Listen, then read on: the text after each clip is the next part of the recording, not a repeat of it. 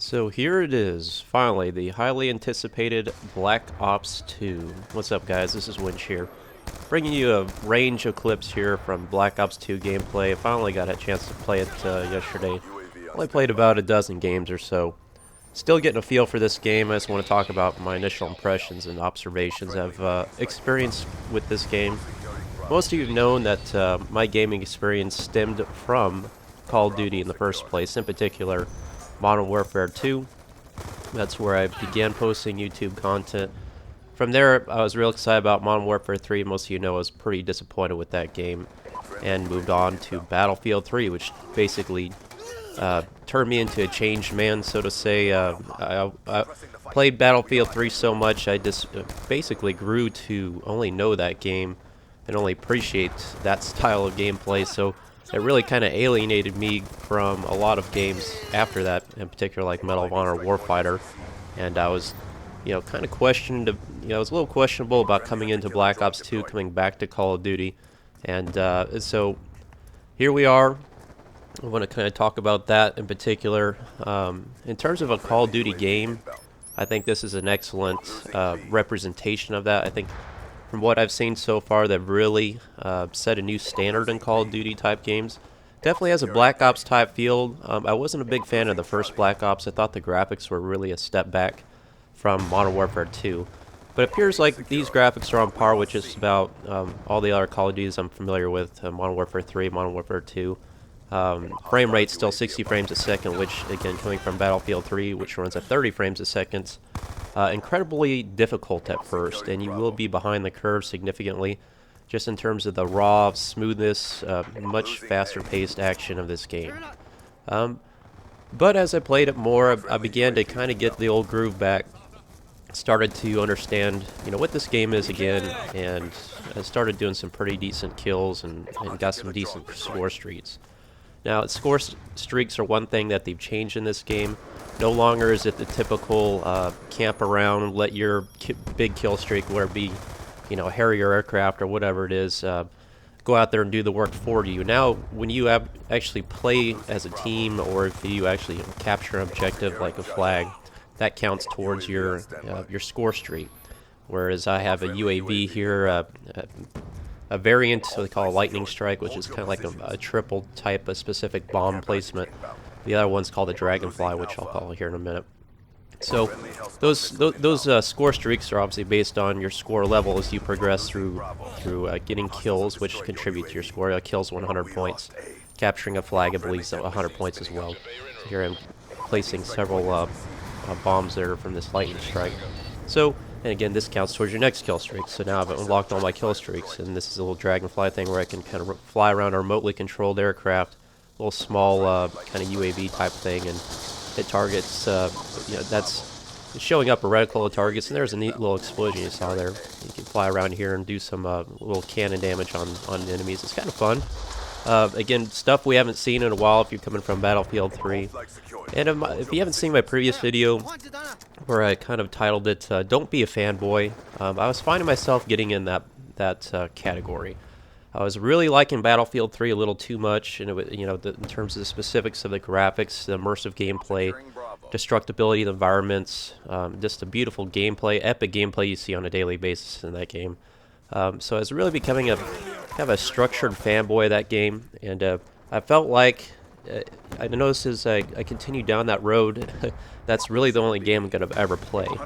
And I feel like you have to appreciate games, what they bring to the table, and I think Call of Duty brings a different aspect of gaming that you don't get from Battlefield 3, and it's just raw fun. As I said in my previous video, it's just about getting in there, getting kills, playing with your friends, understanding the fact it's not like a tactical, really heavy team-based type shooter. It's more about you're the Rambo kind of guy, get in there and get in the nitty-gritty battle and just shoot some enemies and have some fun. And there's times when we all want that kind of experience. So I think this game's going to offer that relief if you're constantly playing more tactical type shooters, or you just want that, we just call it the COD experience is what it's known for today. Now I want to talk about the map designs. You can see in this map, in this great picture here, there's pretty much, this is your typical linear type COD map. Now, they're not all like this, but this is one of the maps I'm not too fond of. This, and there's another one that's on a boat, where you're really forced to basically filter down to... it just forces you to filter your gameplay down to several alleyways, and you're kind of... The combat's kind of rigid.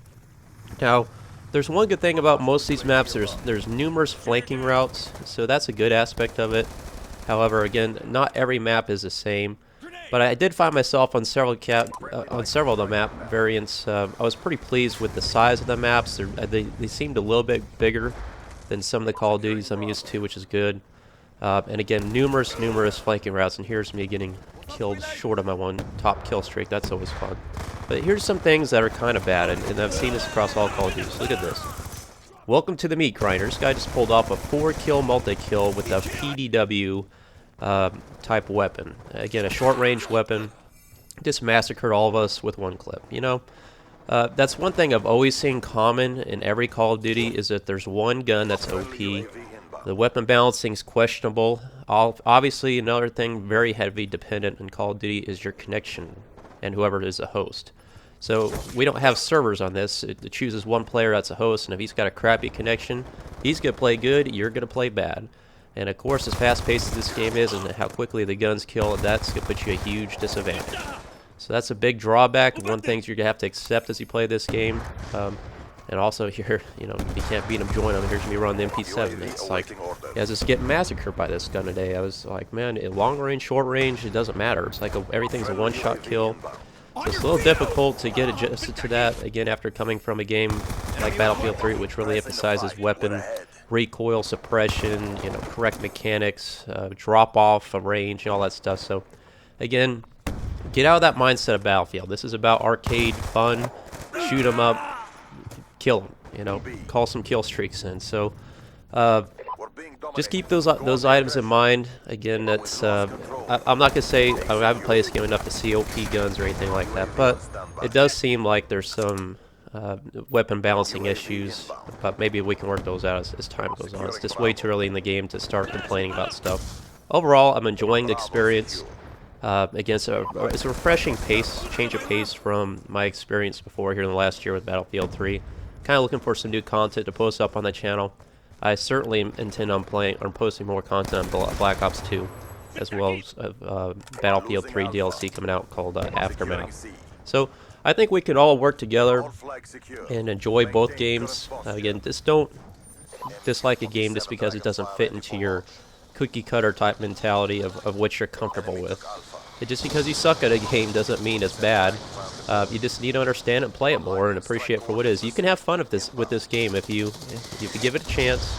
You play it. You know, if you get into the same thing with Battlefield 3. If you're coming just from Call of Duty, give Battlefield 3 a chance. They're two completely different type games. This game, again, I'm liking a lot of the changes they made. The creative class here. I think the graphics are good. Look at this moment right here. Look at this. I know somebody called in like an airstrike right here. I mean, that looks pretty cool. The raw gun-on-gun gameplay is very good. There's tons of attachments to put on your weapon, all kinds of loadouts, customization. There's a lot to be offered here. Varying game modes again. Lots of action. It's just fun. You know, we get in that kill streak. I keep calling it kill streak. That's a habit. Whenever you get in that score streak going, calling it in, wrecking the team. It's a lot of fun. I saw a guy calling in a VTOL Osprey gunner position. I think he got to get 1600 score streak for that. So he basically got 16 kills or combination of that with score. That takes a lot of points. But he was just massacring the team. We were like 40-7 on one match. And I was running there seeing the team. They're all hiding in there in a bunker. You know, they just couldn't put them down. So it's fun. Here's a shotgun. You get some 870 action. Yeah, pretty lethal at close range. But, you know, just everything is in this game. All the guns are powerful. It takes a lot of good reflex. You got to keep your wits about you. It keeps you on the edge of your seat. It's fun. You know, it's just a fun experience is really what this game boils down to. And that's why we play video games. So I'll be posting up more content of this. I'll be probably putting up a review of it as well when I get a little more detailed footage and stuff like that. But for the moment, I just want to kind of express to you that I encourage you. I think this game's a buy. I think we'll all be playing it for a while, at least a year. I mean, think about what kind of value you get out of a year's gameplay on a game when you, of course, they'll be posting some content up with some DLCs as well. So I think it's a good value. This little funny clip here coming up is this guy surprising me around the corner. So I slowed it down slow motion for you as he fails the knife attempt and gets the shotty. Thanks for watching, guys. Please like and subscribe to the video if it helped you out. This is Windshear. I'll have more to come.